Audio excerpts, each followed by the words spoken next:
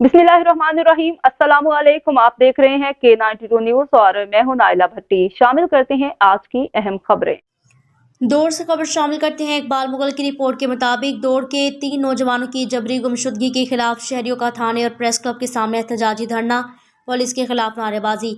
दौड़ के गंजानाबाद इलाके उस्मान कॉलोनी के रिहायशियों ने गुलाम मुस्तफ़ा शाह, लतीफ़ शेख की क़यादत में शाह बाजार से प्रेस क्लब तक एहतजाजी रैली निकाली और धरना दिया। इस मौके पर मुजाहिरीन ने बताया कि दौड़ पुलिस ने गुज़िश्ता शब उस्मान कॉलोनी से 3 नौजवानों इमरान शाह, इब्रार शेख और जावेद शेख को थाने पर बुलाकर गायब कर दिया। वर्षा को इनके बारे में कुछ भी बताया नहीं जा रहा, इनकी जान को खतरा है। वर्षा ने बताया कि दौड़ पुलिस के एहलकार खुद इन्हें मनशियात फरोशी के लिए मजबूर कर रहे हैं।